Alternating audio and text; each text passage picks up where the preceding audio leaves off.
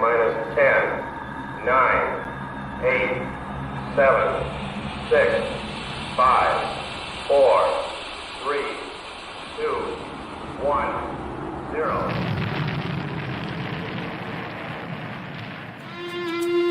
It's the Rocket Hour. Y'all are now tuned in. Time to hit the pick four that you'd love to win. If your money's coming slow, step on the faster track with your host, Ricky Pasternak. Let's go.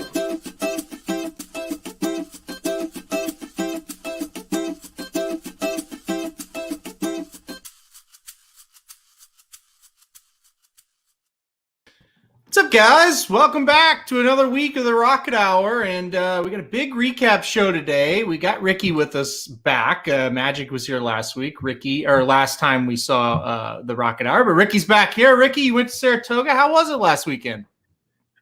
It's kind of funny. I wasn't even going to bring it up until you asked. It's gotten a lot. It's like it takes a whole weekend. To me, like takes a whole week to recover. So when you go back-to-back weeks, it's kind of interesting. So I'm kind of glad, I should say, I'm not going this week so we could re-ramp up for the Travers. It's always fun up there. The weather's been spectacular over the last few weeks, which you know better than anyone. It can get real scary in the afternoons there, some heavy rain and dark clouds. So it's been really, really good. Knock on wood, we keep that going. But it was a lot of fun. Very crowded. Not as big as Whitney Day, but still pretty crowded. Some good races. We're going to get into some of those. But unfortunately, we're like in the back third of this meet, so we really got to make it count. I'm not breaking news to anyone, back third here, but yeah, there's still plenty of racing to go. I think we've got 3 racing weeks left, so a lot to get into, a lot to recap from last week, and a lot to preview with this with the Alabama coming up as well. Yeah, big 3 weekends left, but unfortunately it is only 3. Alabama weekend, Travers weekend, and then, Jockey Club Gold Cup, I guess now, / hopeful there at the end. So kind of gets a little depressing. We're definitely past the halfway point, but that's all right. We still got 3 really good weeks left. I agree. It takes a while to recover from a Saratoga trip. I couldn't do 2 in a row or 3 in a row. I don't think I might die. So yeah, and you're flying too. I mean, I'm just driving 3 hours, but those ride. I mean, you've probably done it after Oakland. Those 3 hour, or for you maybe even more. Like that's the worst drive on a Sunday night ever. Absolutely ever. So, but we'll have a weekend to kind of relax, take it back, and then go to the Travers. It should be a lot of fun. Yeah, the drives back from Oakland are always tough. It's 4.5 hours from where I'm at, and the roads are like this all the way. It's it's always you're always kind of excited after the races, after what you've seen, but at the same time, it's like, I just got to be home. So, all right, let's kick it off. Let's go to the feature race of the weekend from Saratoga. It was the Fourstardave, and I don't have that up. That was the race after. There it is. There's the Fourstardave. Got Stormy, now a 2-time winner of this race, and finished second a year ago as well. So boy, she really, really loves Saratoga. I thought this was a powerhouse effort from her. You were there live. What'd you think of it? Yeah, it was really, really weird, right? Because, she has a ton of Saratoga success. She ran in the Fourstardave the year before to Holiday, who I believe is Todd Pletcher horse. And then even going back, won a stakes prior to, won the Fourstardave beating Raging Bull prior to that. So I guess the best case you could probably make for her was she just loves this turf, loves the track. I'll be the first to admit I didn't use her. I used Set Piece and Blowout mostly, and did use Casa Creed a little bit. You're right, this was a powerhouse effort. And to be quite honest with you, if they had gone another furlong or so, she probably would have won by more. Incredible effort. And she beat some talented horses. I mean, Raging Bull, a lot of people have a lot of respect for. Came in as the favorite here, even money. I thought Blowout really had a shot, especially with the gate to wire. I didn't think there was a ton of speed, and I thought Blowout had a chance. But you're right. I mean, Got Stormy ran arguably one of the better stakes races we've seen this summer. I don't know if it's the odds per se, because she was probably a touch higher than she should have been, and I'll let you kind of touch on that maybe. But you're right. It was a powerhouse, pretty dominant effort. Just sat the right spot too. Tyler Gaffleone had her perfectly placed, which is part of the reason she won, of course. But no, once she got the lead in the stretch, she was gone. And again, I think another furlong or so, if she was going 9 furlongs, 10 furlongs, I'm not sure anyone was going to make it much closer. So a truly dominant effort. Congratulations to Tyler Gaffalione. And too bad God Stormy only runs like one race at Saratoga, because she'd be maybe the best mare on the turf we've ever seen if she could only run at Saratoga. She's so good on this turf course. But yeah, it was a great effort, great race overall. And I think we learned a lot about this group. You know, this race, the Fourstardave, is named after a horse that won 8 straight years at Saratoga. He won a race there. He was just the Sultan of Saratoga is what they called him.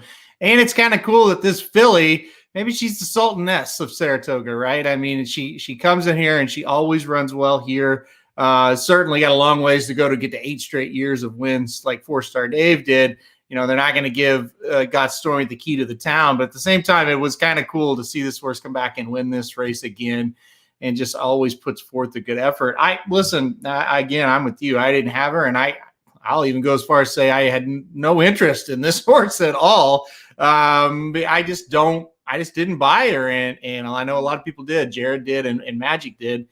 And they got rewarded for that. Like I said, 12-1, a very good price if you liked her. Dennis's comment, raging bullshit, had me raging. If Set Piece had that trip, he wins. He's talking about if Set Piece had the trip that Raging Bull had, he would have won. It would have been close. I don't know if he would have won or not, but it would have been a hell of a lot closer than what it was. I thought Set Piece, you want to talk about horses, behind Got Stormy here. I thought Set Piece ran very well. Horrific trip, about 8 wide on that top of that stretch. And just cooked him. Casa Creed did okay. He kind of ran how I expected him to. I know some people were higher on him. I just thought, yeah, that's about right for him. Kind of made a run. Well, you mentioned Blowout. Kind of ran her race, just not quite good enough. And of course, we'll get to Raging Bull, who was just dreadful, just terrible, terrible, terrible. Even money favorite. He did nothing in this race. He had no excuse either, in my opinion. Yeah, no, I'm completely with you. All the other horses you mentioned, I think ran kind of what we expected outside of Raging Bull. I think that's the part that's a little scary, right? Because we had never, ever could have anticipated Raging Bull running like this. I mean, the last time we saw Raging Bull was in the poker, lost to Alexandra. I mean, that's fine. But even the race before that won the Maker's Mark Mile, so he had no issue running this year. I mean, prior to this race, again, this was only his 3rd start, but he didn't show any rust coming back there. So I don't think anyone could have anticipated this. To be honest, if you're leaving off Raging Bull, you're more saying you're just not playing the favorite, as far as I'm concerned. I would have liked to know, to your point, how a horse who, again, comes in as, I don't know what his morning line odds were, but even money, right, as they break the gate, how you're not using him based on what we've seen this year. So outside of you not using the favorite. So yeah, to Dennis's point, Raging Bull stunk, to be quite honest with you. Only beat 2 horses, Whisper Non Field Pass, and based on the odds, based on what people were betting, he didn't really have a shot anyway. And then lost to Daddy is a Legend. So, Raging Bull did. So yeah, I'm curious to know what you think here with Raging Bull. Do we kind of just draw a line through this one, or as a bettor, I won't say as connections because it's tough, but as a bettor, are you genuinely concerned off of a race where he was so poor? No, I'm not really concerned about him. He doesn't run very well up here. He never really has, and that's kind of why I was against him. I went with Set Piece, who obviously, whether you finish 2nd or 6th, when you bet a horse to win, you get the same back, which is 0. So I was no more right than the people who bet Raging Bull. But that's why I did try to go against with Set Piece. Just we've seen this game from Raging Bull so many times. He comes up short a lot. I do agree. He came into this race better than years past, for sure. I wasn't confident enough to pick him to win. I do think, or I thought, I should say, going into the race, he would run better than 6th, obviously. I thought he would be up there with a chance. It wouldn't have surprised me at all if he finishes right there with Set Piece, Casa Creed, 2nd, 3rd, 4th, right in that range. That wouldn't have surprised me. It did surprise me how terrible he was. But, like I said, I thought he was a favorite you could beat on top for sure. But, I didn't have the right one. And it got Stormy. And I think you mentioned it. The Tyler Gaffalione ride here, I think won the race. He was able to sit right off two horses that were going, fairly fast up front. They weren't setting the world on fire, but it was swift. And he was just able to sit that pocket trip, get first run. We say that phrase so many times in the show, and that's the definition of it. Got Stormy, got first run on the rest of them. Raging Bull swung way out and swung other horses a little bit wide. And all of a sudden, Got Stormy sitting there 100 yards from the wire with a lead that's too much for anybody to catch her on. And then she just kind of pulls away there. So, I think the ride was great. And then obviously the performance as well. So I think Got Stormy deserves a ton of credit here. Again, who knows what this means going forward. She's obviously in the Breeders' Cup Turf Mile now. I guess I'll wrap it up by asking you this question. Even after this performance, do you take this horse serious as a Breeders' Cup Turf Mile contender? Well, I assume that is that. Can I follow up that question with, I assume we don't see her again before then, right? You're certainly going to see her one more time, I would think. Assume she runs decent right there. So say we see her maybe Keeneland or something. Yeah. I mean, I'll take her seriously at the right price. If I'm getting this price again, at like 12-1, 13-1, yeah, I'm taking her seriously. It's crazy. I actually want to see another race in her where she loses so we can get the value. For example, if we didn't see her, say, for example, we don't. You're much more ahead of where we're going to see horses and works and things like that. So I'm not even going to try to dispute that. If you say we're going to see her, then I trust what you're saying. I wouldn't even mind if she lost. Do you get what I'm saying? Like, if we didn't see her and then she's just coming off of this, it's like, all right, great. Well, maybe she's in form and training well. If she loses, we might get this value again, because whatever race she goes into next time out, she's going to be much shorter than 12.5-1. I can almost guarantee you that. So, especially if she faces girls or mares, whatever. So I would take her at this price. I mean, or I'd consider using her at this price. Like, this is where I think if she were to enter the Breeders' Cup Turf Mile, I'm looking for double digits. I wouldn't go anything lower than that. Again, it would depend on the field, but just kind of what we've seen in the past, I think this is fair. I was going to ask you a question about Raging Bull, actually. To Mark's point here, say we see Raging Bull again, or we'll say we don't, and he's in the Breeders' Cup, whatever. Gets the trip and can't finish, but the final point of, I don't want to focus on the first point of Mark's sentence, but the second, he's always a must use, but disappoints. Depending on, let's say we'll go to the Breeders' Cup or, his next race, whatever it is. I'll leave this up while I ask. Would you be willing to take a short price like this again? Or if you think he is going to be a short price, you're just going to leave him off completely? I won't play Raging Bull. First, at the Breeders' Cup, Raging Bull will not even be in the realm of my thought. I can promise you that. The next race, he's probably going to show up in New York, maybe somewhere, or maybe he goes to Keeneland to the Maker's Mile, something like that. Yeah, you might think about it, but at a short price, he won't be a win selection for me. I can promise you that. And he will not be on any ticket at the Breeders' Cup. I can promise you those two things for sure. I just think I know what he is at this point, and it's just he's good, solid, nothing fabulous, nothing you gotta.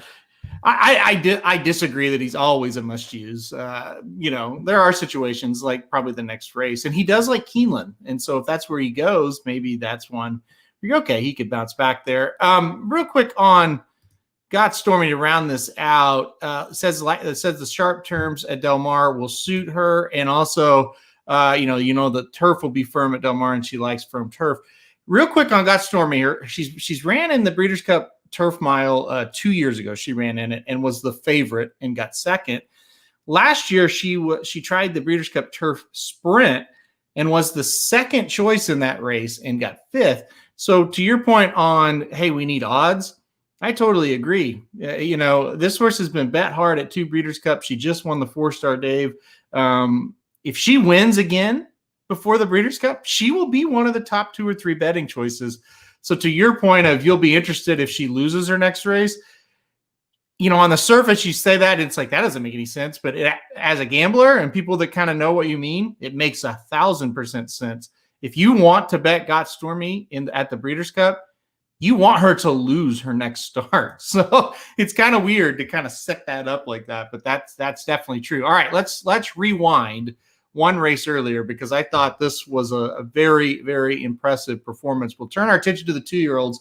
It's a Saratoga special, grade 2 going 6.5. We saw a really strong performance.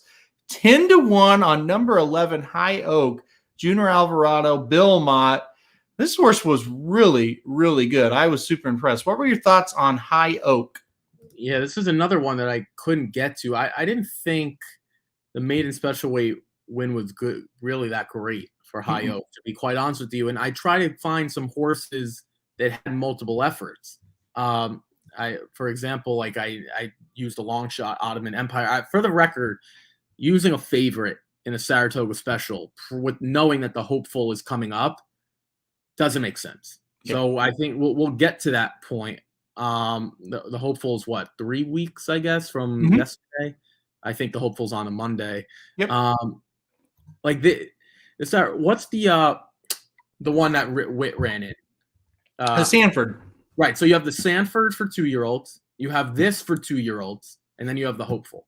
This is always the worst one of the three in terms of what you see on paper. Now, it is possible that you get a freak, but in most cases, like we saw with Witt, Belmont Stakes Day debut, runs in the Sanford, which was, I think, opening weekend or the weekend after, whatever it was, and then the hopeful, if we see Witt again.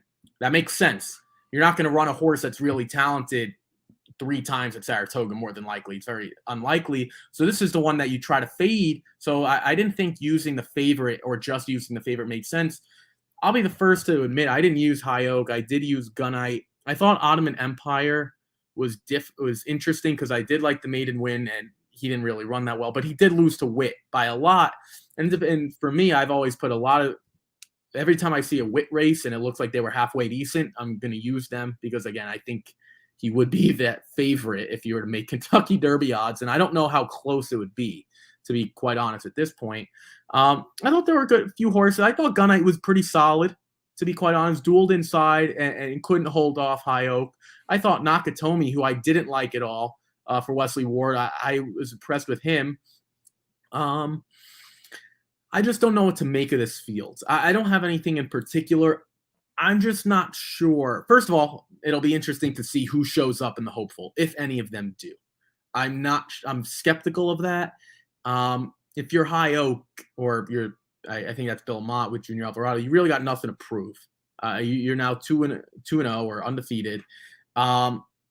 Maybe some of the runners that didn't run show up in the hopeful, like some of these longer shots, but I don't know if we're going to see Witt in there, but I'm pretty sure Witt would be any of these runners by a few lengths. Maybe High Oak can come close. I didn't like this field at all. I would highly consider not using many of them moving forward in a graded stakes effort as a 2-year-old, at least. It'll be interesting to see how this field comes back because Gunite was second. Gunite won a maiden special weight at Churchill Downs, where the second place finisher came up here, ran in a maiden special weight and could not be found, was just horrible. So even though I put Gunite in fourth because I respect Asmussen and Ricardo enough in these 2-year-old races, I put that horse in fourth. I was not expecting a whole lot, though. It was just kind of, I got my 3 that I like. I'll put that horse in fourth type of situation. So for him to get second, it kind of makes me think, I don't know about the horses that finished behind Gunite here. Now, the horse that won was in a race by himself. So I am very high on High Oak. I thought this was a spectacular performance. But if he wins by a length, maybe I'm not saying that, but he won by 4 1/4. Like he's in another ballpark from these other ones, right? I think the thing that I missed on this one, Bill Mott second out, horses usually really improve. So I looked at the maiden just like you did, and the horse won, and it's like, but that was really unimpressive. I didn't factor in the Bill Mott improvement second out. A lot of times we play that angle in maiden special weights because his horses will lose on debut and then come back and be even money in a maiden special weight and do what High Oak did to this field. So I made a mistake there for sure. I had Nakatomi on top. I thought the horse ran okay. It wasn't anything special. A Double Thunder, Dennis, I think, you said 7 starting press shoe. I had Double Thunder in the mix. He was okay. He didn't really impress me here, to be honest, but he's not awful. He runs pretty hard down the stretch every time. And so I think I'm interested in Double Thunder maybe stretching out a little bit, see what he looks like. I didn't like Dr. Jeff at all. And what's sad is I hated the favorite. I left the favorite off the top 4 and I didn't get rewarded because I ran 2, 3, 5, 2, 3, 4, 6.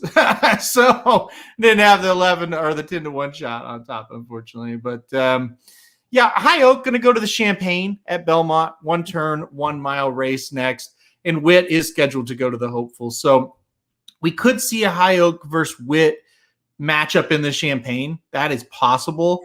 We'll wrap it with this. You still like Witt more than High Oak, I'm guessing. Oh my gosh, it's not even close. As far as I'm concerned, Witt has run the best race at Saratoga for his expectations. Now, that's not taking anything away from Nick Sko and the Whitney. We can go on and on. Casa Creed, we just saw. Maracuja, who beat Malathot by a nostril hair. In terms of visually impressive, like, I don't know what I just saw. Like what Kirk Gibson hits the home run. I don't believe what I just saw. Yep. That is what I'm talking about. Like, Witt might be the best 2-year-old that I've ever watched in person.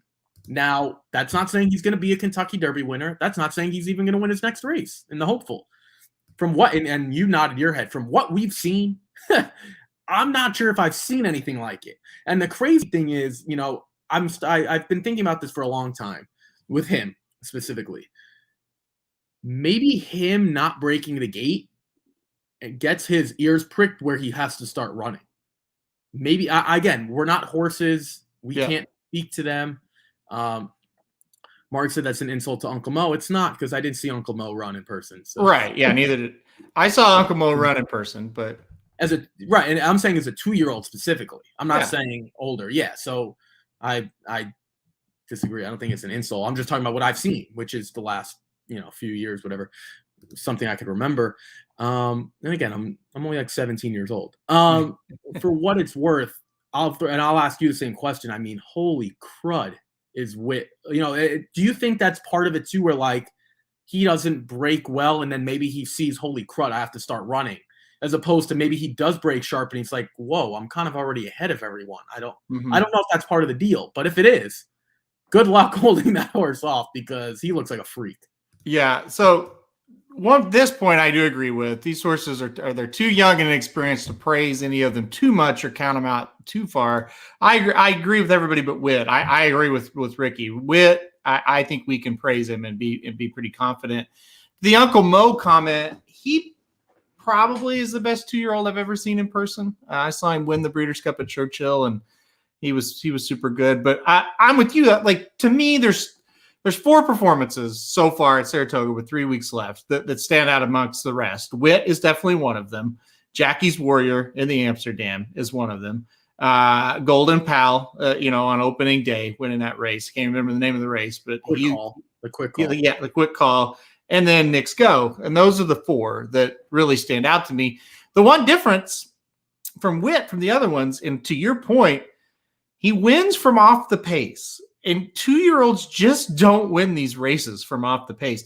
If he does it again in the Hopeful, which I'm assuming he's going to, he's just different. That's just something you just don't see. And you can even throw in the Uncle Mo thing. He won like races like a lot of 2-year-olds win races. Get to the front, or maybe even if you're not on the lead, you're around the front and you just outfinish them.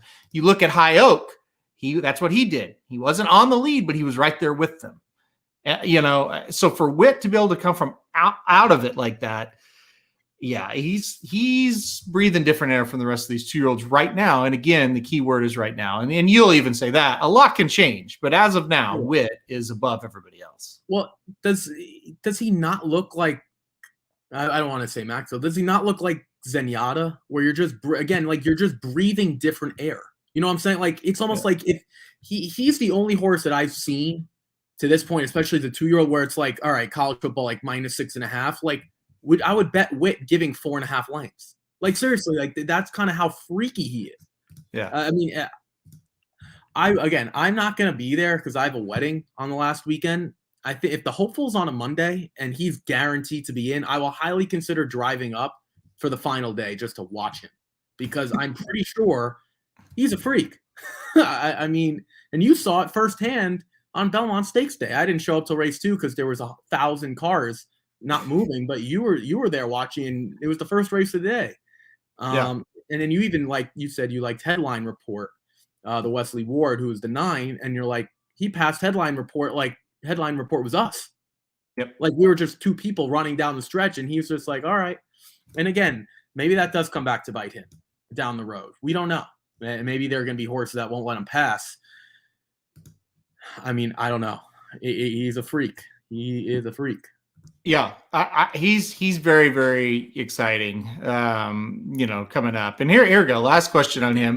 With it being a new sire, do you question the distance? Just thought I'd say that because we really don't even know, even though we can guess. So distance for Witt, it's a problem that's not going to come up until probably even next year, because I think a mile and a 16th is in the realm for Witt. I have my thoughts on it, but you go ahead and go first. Because of what Dennis said with it being a new sire, I assume he's talking about Witt, right? With Practical Joke, I assume that's what he's talking about. Yeah. Because we don't know, I'm not going to question it. That's what I'm. And to your point, we're not really going to see him tested at a distance that means something until next year anyway. So, yeah, I think it's fair to be hesitant. But if that's what you're holding against the horse as to why it's not one of the best things we've seen, that year we're just taking what I like to say, bullet shots and hope one of them hits, because we have no idea. It's not like an Into Mischief where we've had question mark. We don't really know. Like Practical Joke is a new sire, to Dennis's point. I'm not going to poke holes in that theory until I have visual evidence. And right now, Witt has been an A++.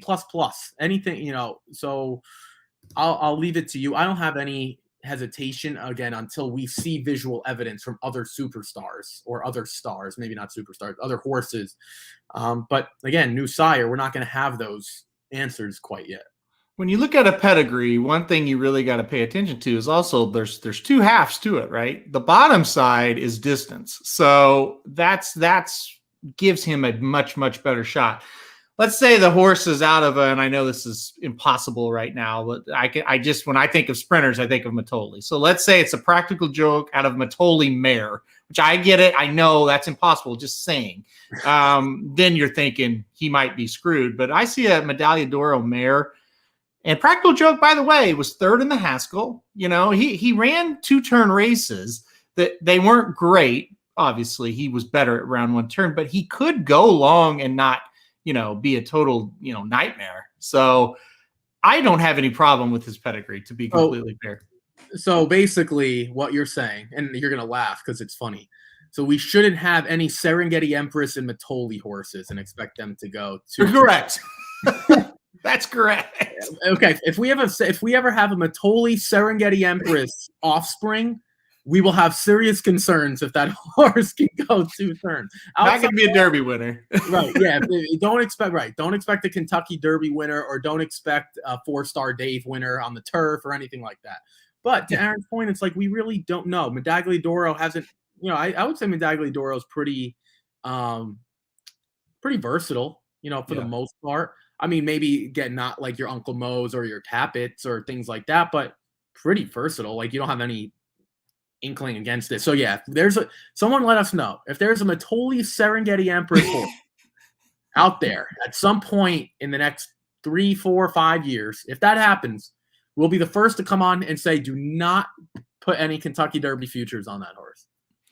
This is kind of yeah, that's that. I agree. Does he being Practical Joke, Practical Joke, I'm guessing, help us get better odds on Witt? We laugh at that, but Uncle Mo's first crop sire, Nyquist. Now he was the favorite in the Kentucky Derby, so draw a line through that. But they kind of, before he went over to Florida, I remember Mohaymen was the favorite in the Florida Derby over Nyquist. Before he really went to the Florida Derby and won that, people were saying he can't get the distance. He can't get the distance. So Ross, will it help? I think it might a bit, not to a big degree, but a bit. They said that about Nyquist, and that turned out to be false. So, yeah, I mean, we'll see. We'll see what happens. And then, Vicky chimes in with that as well. But Medaglia d'Oro on the bottom. Derby future odds? Is that what we were talking about? Kentucky Derby future odds? I guess just odds in general. I don't know. Well, this year it won't matter.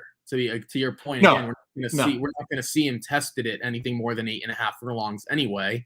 If he can't run 8.5 furlongs based on his talent, then he will never be even close to the Kentucky Derby, even if the 2 year.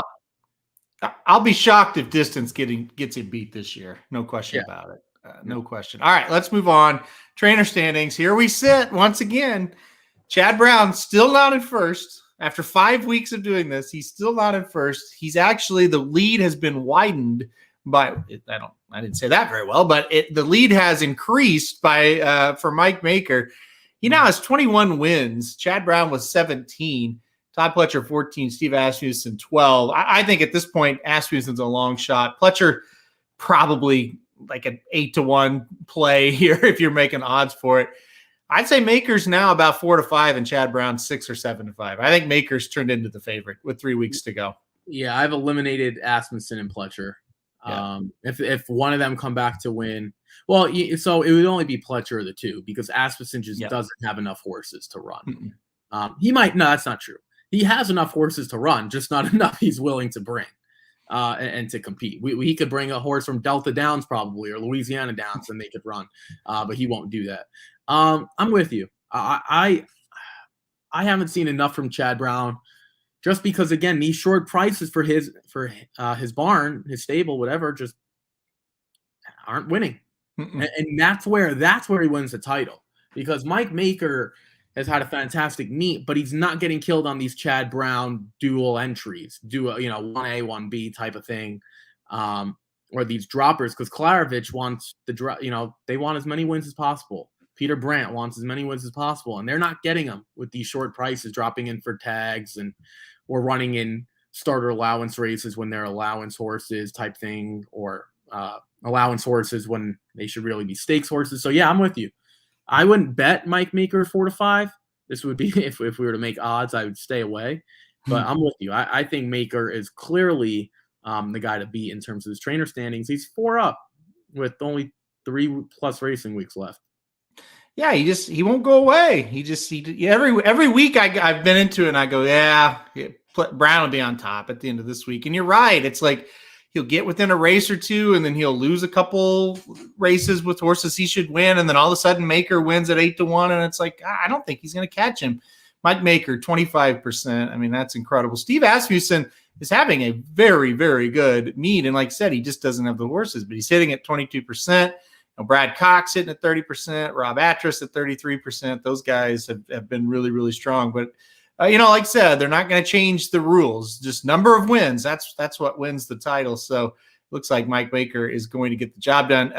This news we should say, Pletcher has COVID. That is true. Hopefully he comes back soon. I think they said he has to stay home until Thursday is what the orders are. Thankfully, no symptoms or mild symptoms, one or the other. For Todd. So, I think he's okay. He's going to be fine, but that's scary too. Thankfully for Todd, he's got a lot of good assistants that are going to, be able to help him out there. Well, you're talking about Todd himself, which makes plenty of sense. I'm thinking I'm just happy the barn doesn't have to be quarantined because if that barn is quarantined, you're essentially saying that his meet is pretty much over. Maybe he gets one final week. So I'm just happy it's not a barn issue. I know animals, it's a lot tougher to get COVID if you're an animal as opposed to us people. But Kenny McPeak's barn had to be quarantined. And again, maybe McPeak is not Todd Pletcher. Well, let's just be honest. But I mean, who knows? That affected Swiss Skydivers' plans and who knows what his other horses if we would have seen them again at Saratoga. So I'm happy that no quarantine for the barn there. It seems like they can go about their business. Yeah, that is good news. And then let's go to Dennis's comment. Asmussen, Cox, Mott, who finishes above the other? So who out of those three, who ends up with the most wins? I'm going to go Asmussen. I'm going to go Mott. Okay. I'm not going to go Cox just because there just aren't enough horses there. To be quite honest, I'm going to go Mott. It seems like his barn is getting a little bit hotter. And you've seen that because Junior Alvarado is starting to win a few more as well. Just one on High Oak and some allowance horses and things like that. Yeah, so I'm gonna go Bill Mott. I'm not confident in it, but if Asmussen if we were to throw these three out, what Asmussen's like 4 to 5. I would say Bill Mott and Brad Cox are probably both what, like 7 to 5. I'd say so. Maybe Cox a little bit higher, maybe like that 9 to 5, 2 to 1 range. But I'll take I'll take some value on Bill Mott if we were making fake odds. I'll take a little value. Here's a good question. Have you ever seen Chad's big hitters not hit like now? Couldn't even get a win with domestic spending. I mean, we could definitely say that.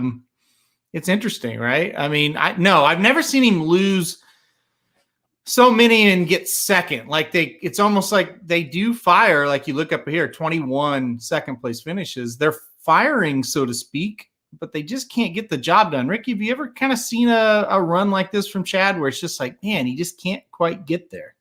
Well, for the record, I'm so happy domestic spending lost because of the point that I've been making for the last, I don't know how many weeks. The fact that he did not run that horse at Saratoga bothered me to no end.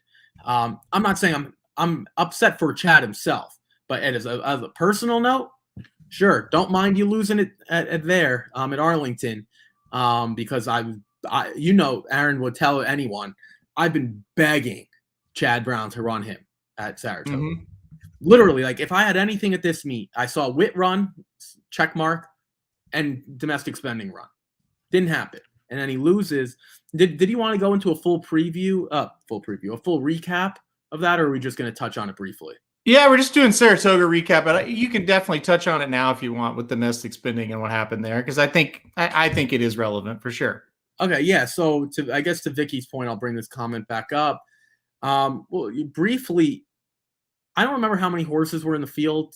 Do you remember? What were there? 7, right? 6? I think there were 8. 8.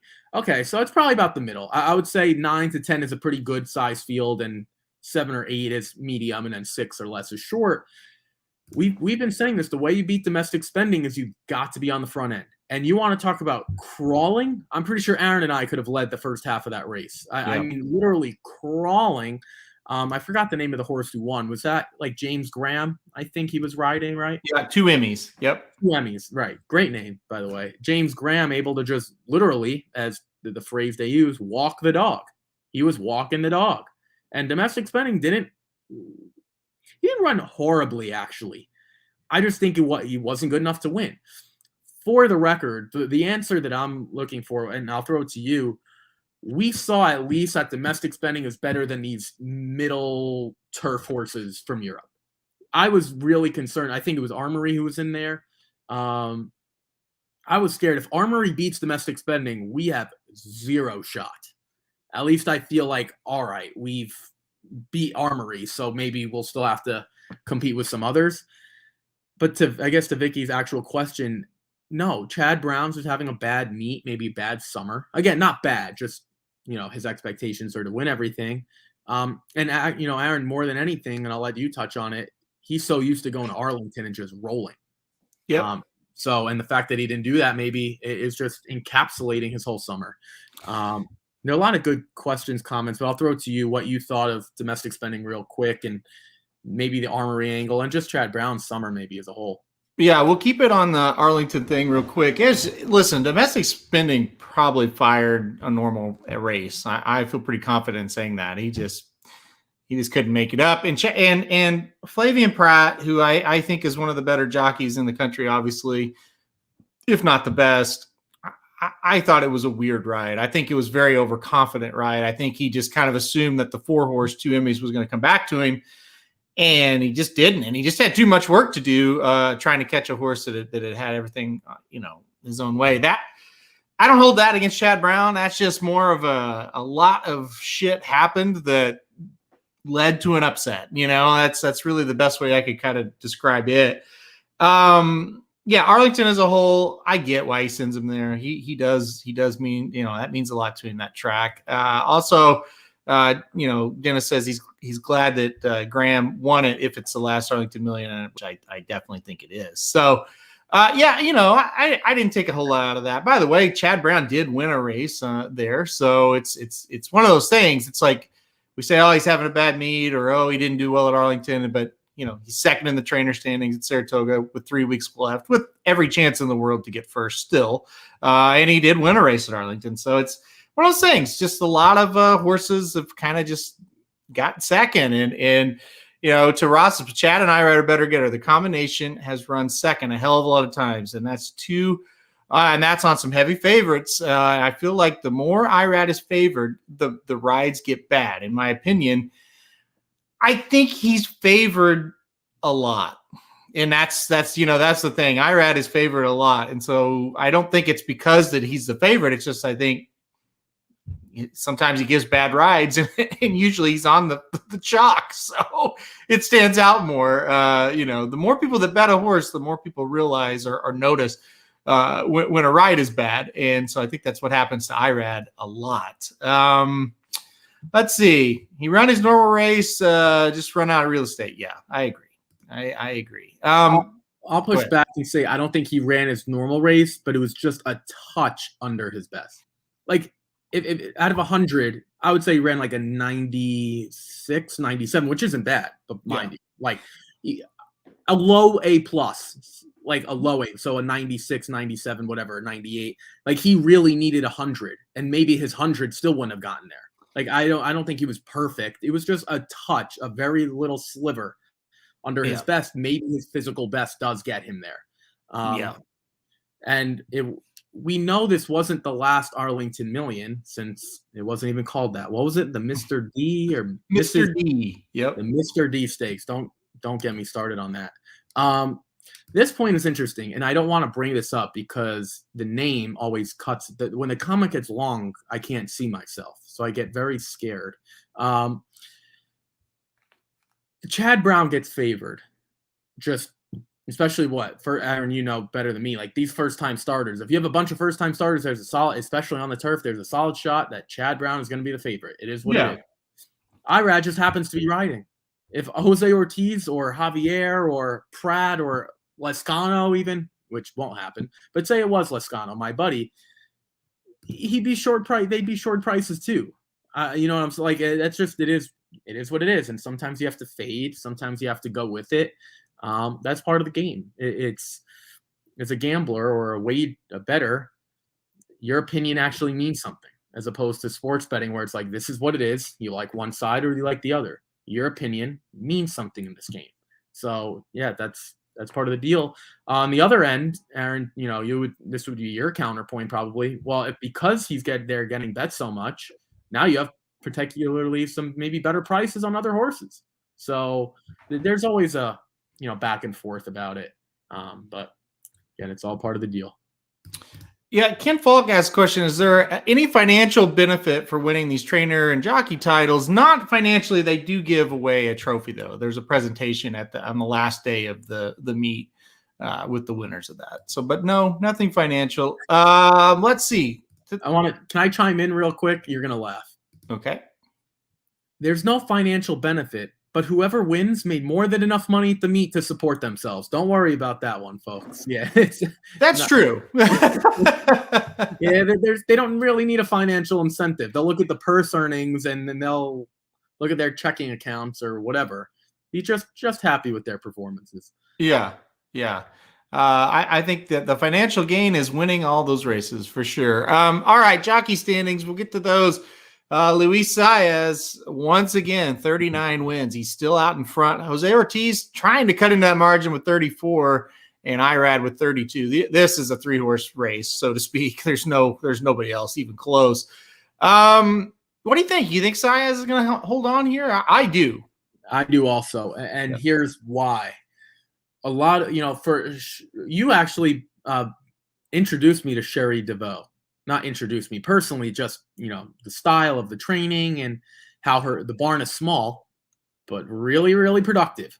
Luis Saez is starting to get those types of mounts now. That's what wins you these things. These small barns, maybe like your McPeaks. Well, I mean, he's not doing well, but like your DeVoe, I think she was 3 for 7 coming into tomorrow, I believe. Only 7 runners.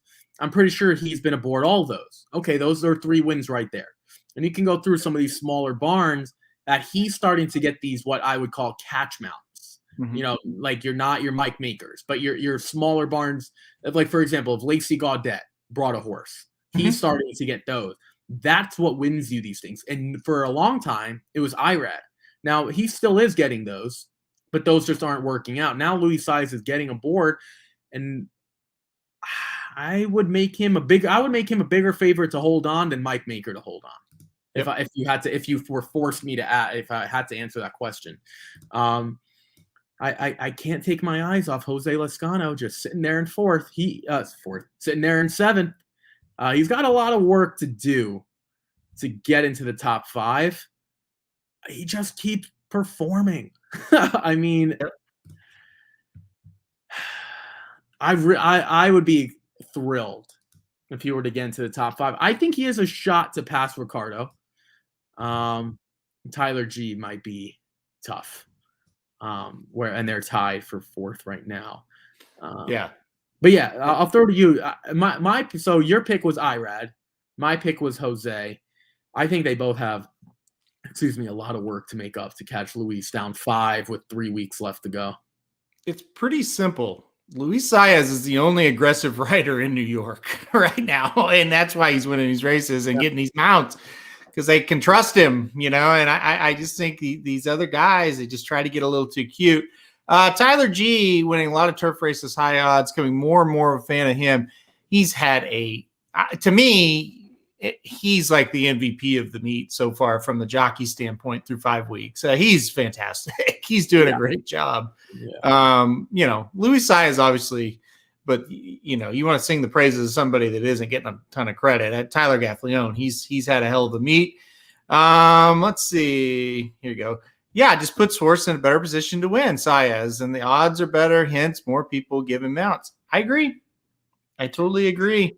I think it makes sense. And your boy Lezcano riding very well. Manny Franco's not. That was my pick, the underdog pick, 7%. That's terrible. And that shows you right there, he's getting opportunities and he's not winning on them, right? Like if he's got 11 wins, but he's hitting at 18%, well, he's doing fine. But he's gotten 147 mounts and he's got 11 of them home. Come on. You got to wake up. That's terrible. I'm sorry. Well, what the scary part is, if I had said, excuse me, what's the where the Rockets logo is? That's is that top 3 percentage, right? Mm-hmm. So okay, so if I'm gonna remove this comment just for a minute, and then we can put it back up. There we go. Okay, I just want to bring up a point, and you're gonna laugh because I don't think we ever would have said this. If I said Manny Franco win percentage versus Eric Hansel win percentage, you would have taken that. If I said I'll take Eric Hansel and you take Manny Franco, you probably would have flown to New York to handshake that bet with me. And I probably would have also. I would have flown to Missouri. To your point, the fact that Eric Hansel, and I think he's a fine rider, has a 1 percentage point, or maybe it's less than 1, but whatever, 8 to 7, really speaks to how poorly Manny's doing right now. Yep. And it's not because the horses are bad, because Jose Lezcano would tell you he's been on some bad horses also. So Dylan Davis would tell you he's been on some bad ones too. Yep. So to your point, it's like, what is going on? I mean, 24% in the top 3. I don't know. Manny Franco is struggling. Yeah, mightily, to say. So I think this is interesting. Lezcano needs a top flight agent. We talked about jockey agents on this show before and how much it just changes everything when they get a top flight agent. I'm with you. Lezcano's talented enough to be riding up with these big guys. I wish he'd get some more mounts for sure. Luis Saez is also one of the only jockeys, and to truly send when he's sitting on speed. It's not rocket science, right, Mr. Rocket? You're on a fast horse. Yeah, I'm completely with you. I'm completely with you. And sometimes, yeah. Well, that's fine. I always have a counter somewhere. I'm completely with you. He's been the most aggressive. I want to get into this comment in a minute. Mm-hmm. He's definitely been the most aggressive, for sure. The only one I could think of who's more aggressive than him in the country right now, and you're going to laugh, Paco Lopez. That is the only guy that I think is more aggressive. Like, he would have put Zenyatta on the lead. He would have put Maxfield on the lead, that guy. outside of him, it's Luis Saez. So, I don't know. I still think Jose's got a shot, and I'd be really thrilled if Jose did, because that's who I picked, but I don't think that's going to happen. Comment, Johnny V is surprised at the meet. He got off to a terrible start. The last couple of weeks, he's been okay. It's just the start. The first 2 or 3 weeks, he was brutally bad, but he's winning races now. I just think sometimes that happens. They get up here, they get off to a bad start, and then they never really quite recover. I think he's got a few more wins left in him. Vicky makes a good point. Eric Cancel is a horse is a rider who will send a horse, right? Like he's aggressive. I think he's like the poor man's Luis Saez, right? As far as speed rider.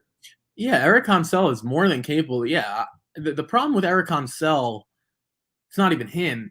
The minute you see Cancel, there's a solid chance the horse isn't good, to be quite honest with you. The same thing, like when I see Benji Hernandez and Jalen Samuel, I'm 99% of the time marking them off before I even look the horse. To be quite honest with you, like there are some riders that will never win, and we can go down. And I don't know if Aaron wants to or not. I think you might need one win to actually be on this list. I'm not entirely sure, but like there's just some guys that are never going to win. Yeah, so you need a win to be on the list. There's Jalen. Okay, so Jalen, right. So Jalen's 1 for 32. Benji Hernandez is 2 for 36. So, again, I think he's got the ability to. He's just not on the horse. He's just not on the talented horses. Just doesn't get the mounts. Yeah, I agree.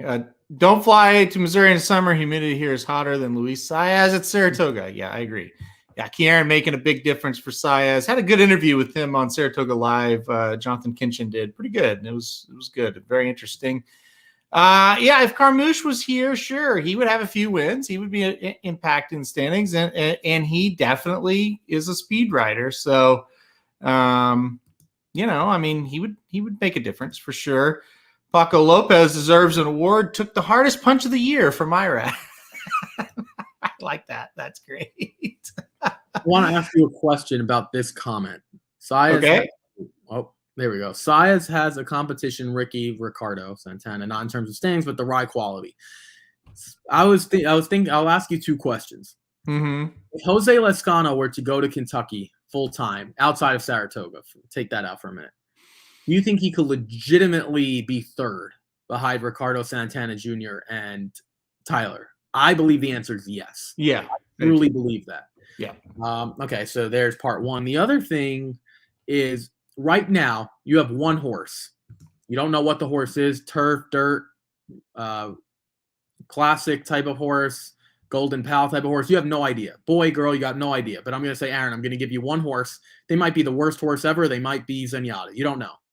Are you taking Ricardo Santana Jr. or are you taking Tyler G? You know nothing about the horse. Not a clue. I'll probably take Tyler. I'm with you. I think he's a little bit more well-rounded. And I don't want to knock Santana, though, because I would have no problem with Santana riding. But I think Tyler, I think you said it best, a little more rounded, little more experience on all the different kinds of horses. Yeah, I would take Tyler. It's close, though. I think Ricardo, each year he comes up here, he's better and better. So, but I would take Tyler for now. All right, let's round this out with this. The Alabama this week, that's the big race at Saratoga. Probables right now, Will's Secret, Played Hard, Clairiere, Maracuja, Malathot, Army Wife, and Crazy Beautiful. First thoughts when you look at this field, Ricky? I mean, I'm supposed to like Malathot, right? I mean, that's what I'm supposed to be doing. I'm supposed to be doing a lot of things with my life. I mean, I don't know. I still don't like her. Like, there's nothing that she's done. Like, when I watch her run, it's like, oh, just beat this horse. Like, she might beat one of these others, maybe not even Maracuja, just someone else by like a half a length. And people are going to come back on Twitter or horse racing social media and say, there's the Malathot we've always known. Like, I'm just not that excited about her. And she's going to be a short price. I'm going to try to play against. I want to see the rest of the sequences, but I might be willing to. The problem is with that race, if you don't use Malathot, you might have to take a bunch. That's kind of where I'm at for, just looking at the probables or possibles, whatever they want to be called. So I would love to see her lose again, but there are more horses in here, which probably helps her setup much more than it did a few weeks ago. So again, I'll try to play against her, but I'm not overly confident that I'm going to be able to get another one home. If Crazy Beautiful runs here, which she is probable to run here, I think she's interesting. She's won 2 races in a row. Summertime Oaks and Santa Anita looked strong. I thought Delaware Oaks last time out looked even better. She's somewhat interesting to me. I don't want to play Maracuja. I agree. Yeah, I don't want Clairiere. I don't really want any part of. I think Crazy Beautiful. I don't know. Army Wife isn't awful. I'm not excited to bet Malathot either. I'm with you. The price, the price is going to be low. Give me somebody else. I'm going to end up with somebody else on top. I'm not sure yet, but I think this race provides some value for sure, because I think Maracuja and Malathot are going to be the top 2 choices, and I think you can beat both of them. And I thought that last week in a couple of races and didn't pick the right damn horse to beat them. So hopefully I do here. But I'm with you. I'm not excited to see Malathot at even money here. Yeah. Let's see. Damn shame I won't be there to watch John Court ride. I wouldn't bet John Court again with money that I found on the floor at the paddock bar. So there's that. To be fair, Maracuja got a masterful ride. Yeah, I mean, I think with Aaron, I think Maracuja is definitely a horse to fade. We'll see. You know what? We'll see if the betting public agrees or they just see the win over Malathot. We'll find out on the tote board. I have a feeling that people are going to be with us and see that was not a fluke, but she shouldn't be anything lower than 7-1, maybe 6-1. I guess it depends on the price that Malathot is. This is interesting because I know there's no one that hates training and workouts more than us. I don't like Malathot as her training partner disappointed on Saturday. Do we know who her training partner was? I have paid attention to training this much. That's a 0. Yeah, no idea. I don't really know either. Sean Prince, if we can get the workout partner name, maybe that would help us. Yeah. Because Aaron hates it like 100%. I hate it about a 99.5%. I'm not quite at 100, but this is the only time I'll pay attention to those workouts. Definitely with youngsters. Yeah. Just because you don't really know what you're getting. It would have to be, for example, I happen to meet, I'll say on air, I happen to meet Brad Cox. Very, very, very nice guy, by the way. I'm not going to discuss what we talked about. But for a horse like Monomoy Girl, who has dealt with injuries, that's a workout that you might be interested in because she's so high up, in terms of all that type of stuff, made a lot of money, and she's a superstar when she's right. That's different. But like for an allowance horse, Mahamal. Yeah, Mahamal doesn't make a difference to me.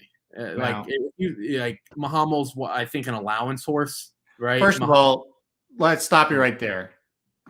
Mahamal is not any good. Okay. He was way grossly overbet in that race. He was in the race with Speaker's Corner.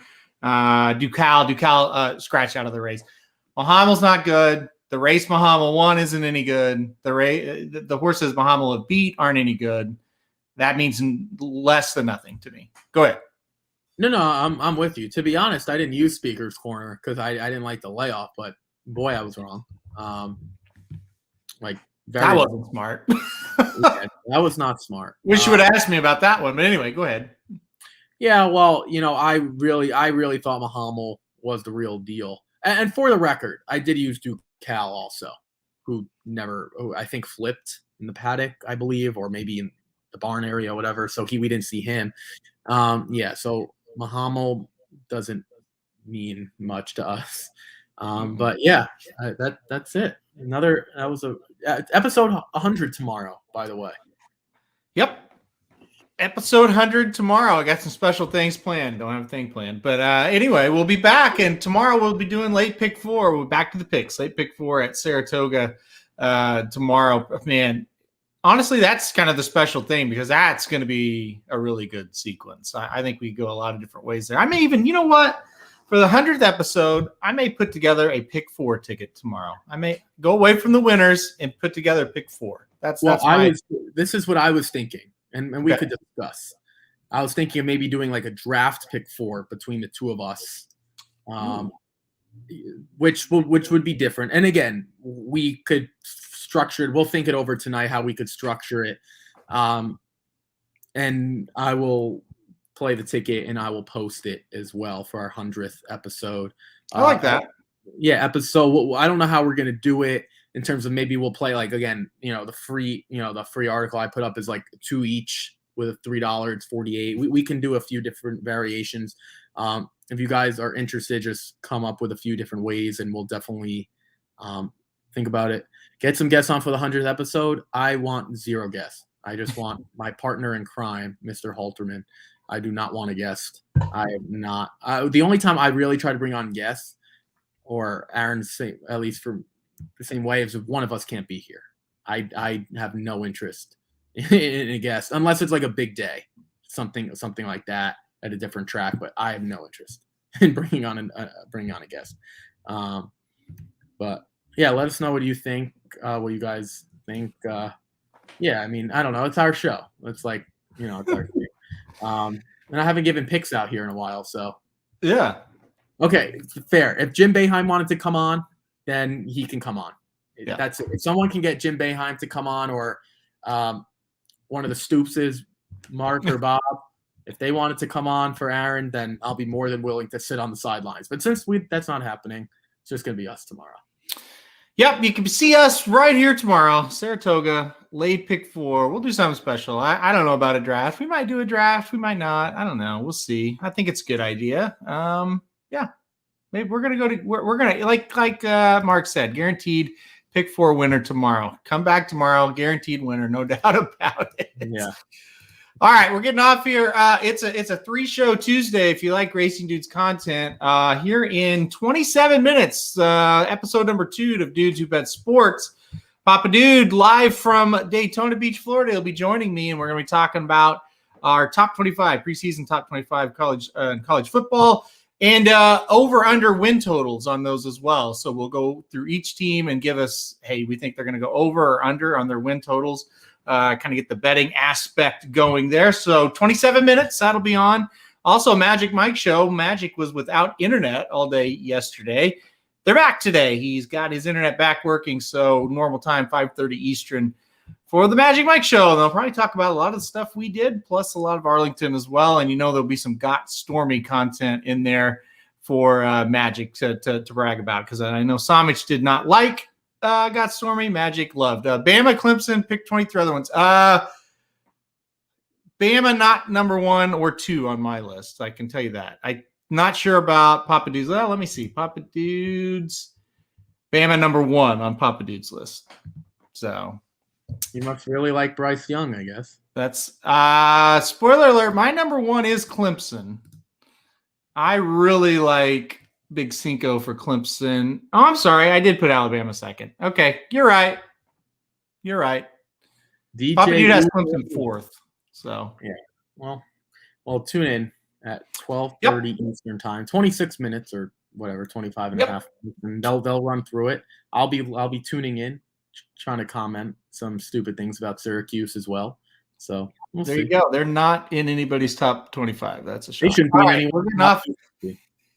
I don't think they're in the top 100. So all right, we're gonna get off here, guys. Good luck if you play anything today. Like I said, sports show 25 minutes. Magic Mike a little bit later, and we'll be back here tomorrow.